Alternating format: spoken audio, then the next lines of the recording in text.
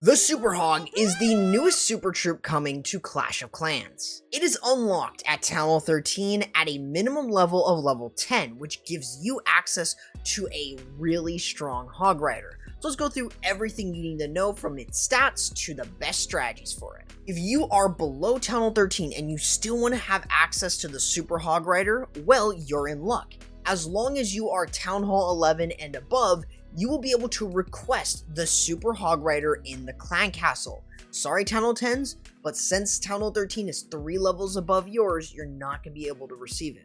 So what if you didn't want to use the Super Hog Rider, but you had it boosted, and you wanted to use something else, but you had 2 Super Troops boosted already? Well, you can now cancel the Super Troop boost on a specific troop. This does come at a cost of having every Super Troop within that army camp deleted, alongside not being refunded the Dark Elixir. Other than that, there is no cooldown to this, and you can do this as many times as you want. So starting with stats, the Super Hog Rider only costs 12 housing space, similar to that of the Super Minion or Super Archer. But there are, of course, 3 levels that correspond with increasing its HP and its damage per second in comparison to the regular Hog Rider.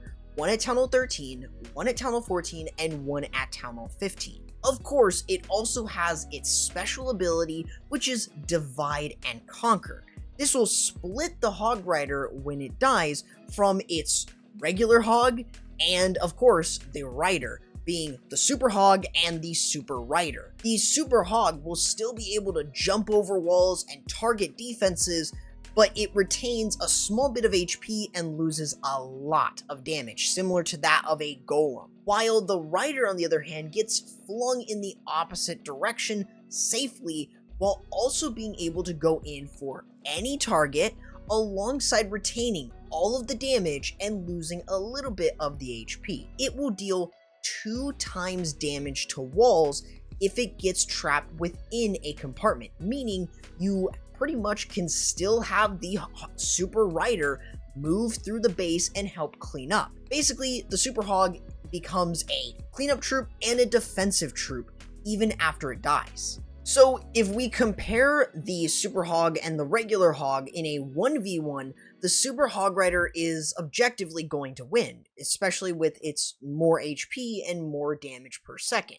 However, if we put its equivalent of 1 Super Hog Rider versus 2 regular Hog Riders, the Super Hog Rider does lag behind, since the 2 regular Hog Riders hit faster, they deal a little bit more damage together, and they're able to survive and quickly move on to the next defense in comparison to the Super Hog Rider. However, there is a reason to why you would want to choose the Super Hog Rider over the regular Hog Rider. And that would be the defenses, especially since you only have to use 1 for those defenses that you want to snipe off. They might take a little bit longer, but they tank for longer alongside doing more damage. They might have their ability forced, but otherwise, you'll still be able to get through those. However, against the Expo, the clearance is not possible with the regular Hog Rider or the Super Hog Rider. However, the difference is in how long they tank. The Super Hog Rider will tank longer thanks to its ability being able to add more units on the field, while the regular Hog Riders are just going to get crushed very quickly since they're pretty fragile. Now, of course, with the scatter shots, you're going to be able to get through that with both the regular Hog and the Super Hog. However, with the multi-target Infernos, or just Inferno Towers in general, they are going to be a little bit different, because the Super Hog Rider can more than easily get through that Inferno Tower, especially since it is more tanky and it has an ability. The regular Hog Riders are just going to thin out because they're pretty weak to the multi or single target Infernos. Against the Monolith, you will need more Super Hog Riders to clear it. Same thing with regular Hog Riders, but since the Monolith doesn't exactly do a ton of damage to them in just one shot, it does mean that both of them tanked for a little bit longer, so they're able to still get through. So they're quite comparable against the Monolith. A cool little thing is that after the ability pops from the Super Hog Rider, the Super Rider will actually be able to also target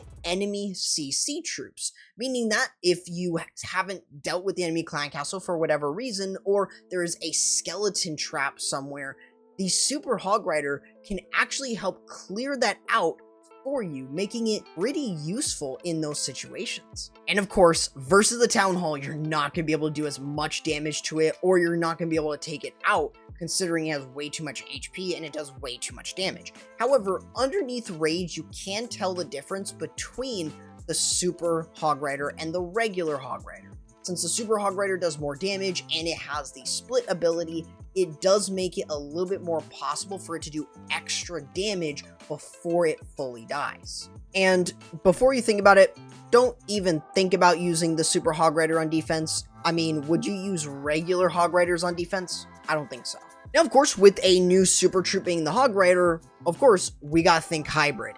Now, I tried two different versions at Town Hall 13. I tried the one with Super Miners and Super Hog Riders, and another one I tried with just the Super Hog Riders and regular Miners. And I personally actually feel like the regular Miner Super Hog Rider version is way stronger and just way better. You can take advantage of a lot more of the regular Miners and then the Super Hog Rider's ability, and just allowing everything to synergize really well together. I personally think that the Super Miners with the Super Hog Riders are just not that good. They don't synergize that well, and you're only going to be able to bring 4 to 5 of them, and realistically, it limits your options because you can't boost any Super Wall Breakers or any Sneaky Goblins, and it makes it a pain. Unlike just taking a Super Hog Rider in there with the regular Miners, so you can actually use another Super Troop, like the Sneaky Goblins or the Super Wall Breakers to your personal preference. That's just kind of how I'm thinking of this. Now, while some might think that the hybrid is the best strategy for the Super Hog Rider, it's actually the Queen Charge Mass Hog. Since it's the first time that I'm using it, especially at Town Hall 13, it is a little bit new to me, but it's still incredibly powerful. Basically, you're using the Queen Charge to go in for the Town Hall, the enemy Clan Castle troops, and either the enemy Queen or enemy Royal Champion, or both. Otherwise, that's exactly what I'm doing. Topping off the Queen with the Rage spells in order to protect her from point defenses, the enemy CC, so just to prepare her, and using the Poison and Freeze to help deal with that enemy Clan Castle and make sure I'm able to still get through. Otherwise, pretty much you can see that the Super Hog Rider on defense is really not that impressive. It might be just a tank, but otherwise it's not really that impressive to put in the CC. But even if the ability goes off, you can pretty much still get through the Town Hall and get and open more compartments, keeping that Queen topped off with the Rage spells. Now, of course, after this, the Queen kinda wants to go do her own thing and veers out of the compartment. So it's out of my control, so I decided on using the Barbarian King on the other side. This is going to help me a lot, as I want to try and get that King to go in, if possible, with his ability. Now, another thing is the Queen is going in towards the Eagle Artillery, so I'm just going to let her kind of go and do her own thing, so I'll send in the Super Hogs over towards the multi-target Inferno. An early heal is going to be really nice, especially for the massive amount of Super Hogs that you have. And I bring in the use of the Battle Drill and the Headhunters. The Headhunters are there to help deal with the enemy heroes. I use a Rage spell to help the Headhunters and the Super Hog Riders move through, and they're able to deal with both enemy heroes without me having to deal with it with the Queen Charge. And what's so nice is the Battle Drill is working really well with the Super Hog Riders, not just with the Hogs themselves, but the Riders as well, since it opens up the walls in the base, making it so easy for them to move through. I have so many of the Super Riders that even though they're going to start thinning out to the splash defenses, we still have the Battle Drill up, we still have the Royal Champion, the Queen. We have so much that is still remaining on the base that's going to allow us to 3-star the base, and it's why, in my opinion, this is the strongest Super Hog Rider attack strategy that you're going to be able to use starting at Town Hall 13 and moving up onwards, so you'll want to learn this one. So that's everything on the newest Super Troop. Make sure you subscribe and ring the bell to see what's in the new Dark Barrack, alongside checking out my video on ranking every Town Hall 14 army, and I'll see you there.